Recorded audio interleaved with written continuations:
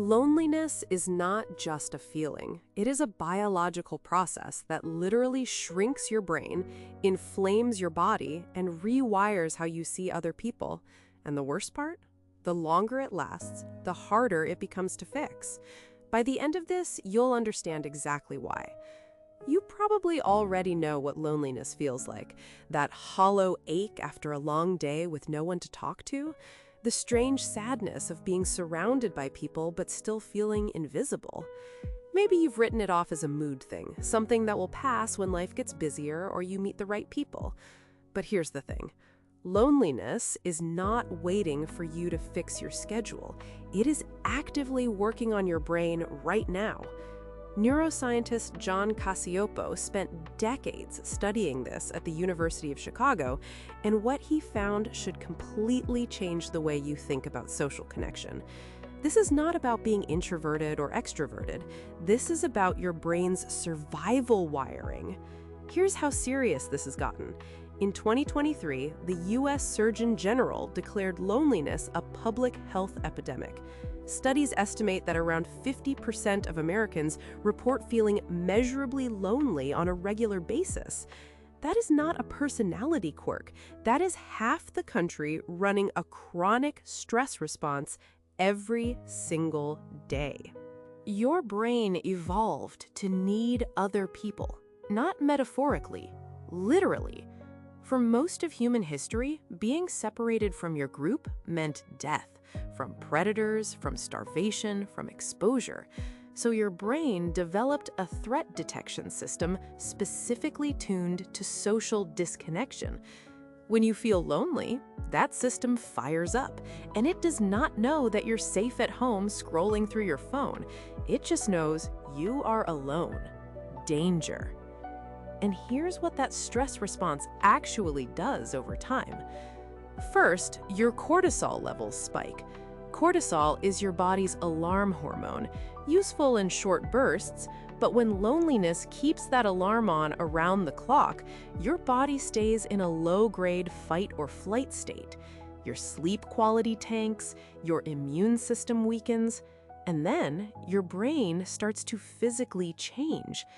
Research in both animal models and human neuroimaging studies links chronic social isolation to measurable reductions in the volume of the hippocampus, the part of your brain most responsible for memory and learning. And the scary thing is, it happens quietly. You don't feel it. You just notice, slowly, that things feel harder to remember, that your thinking feels foggier, that you're more anxious than you used to be. You chalk it up to age, or stress, or not sleeping enough, but something deeper is happening. And that's just the beginning, because loneliness does not just affect your brain's structure, it changes how your brain reads other people's faces. That's the part that turns loneliness from a symptom into a trap. But here's what most people get wrong. They think loneliness is just the result of being alone, that the fix is simple, just spend more time with people. But loneliness does not work like that, because after a while, it starts to rewire your threat detection in a way that makes connection feel dangerous. John Cacioppo's research at the University of Chicago showed that lonely people's brains process other people's faces differently. When a lonely person sees a stranger, their threat detection centers light up faster and stronger than in non-lonely people. Their brains are hyper-vigilant. They're scanning for rejection before it even happens. So they pull back. They become guarded. They misread neutral expressions as hostile, and that keeps them lonelier. This is why loneliness is sometimes described as a trap, not a temporary feeling you grow out of, but a self-reinforcing loop. You feel unsafe, so you withdraw. Withdraw makes it worse. And the damage doesn't stop at your brain. It reaches all the way into your cells.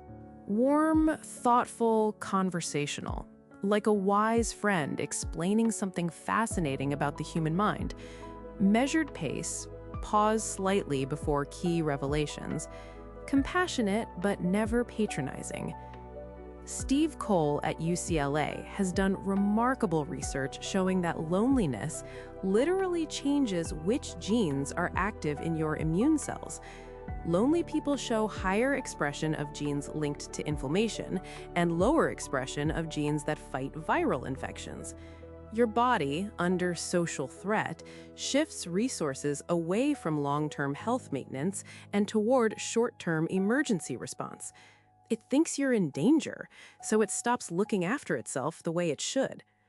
Cacioppo described loneliness not as the absence of people, but as perceived social isolation, a gap between the connection you have and the connection you need. You can be surrounded by others and still be biologically lonely. You can be technically in a relationship and still trigger every one of these stress pathways. That framing changes everything about how we should approach this. A 2015 meta-analysis by Julianne Holt-Lundstad at Brigham Young University analyzed data from over 3 million people across 70 studies. The finding was stark. Chronic loneliness increases your risk of early death by 26%, roughly the same as smoking 15 cigarettes a day. We have entire public health campaigns about smoking, almost none about loneliness. That gap is the problem. But knowing all of this is just point one.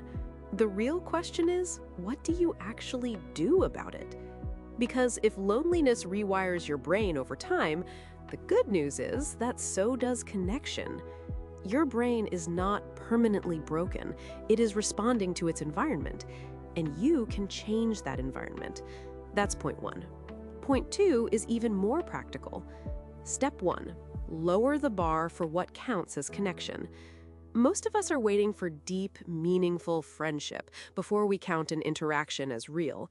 But research shows that even brief, warm exchanges, a genuine conversation with a barista, a real laugh with a coworker, trigger bonding chemistry in the moment. Quality matters eventually, but frequency gets you started. Step two, understand your brain's new bias and work against it deliberately. When your brain reads a neutral social moment as rejection, name it. My brain is doing the loneliness thing again. That act of naming reduces the threat response. Step three, prioritize shared activity over conversation.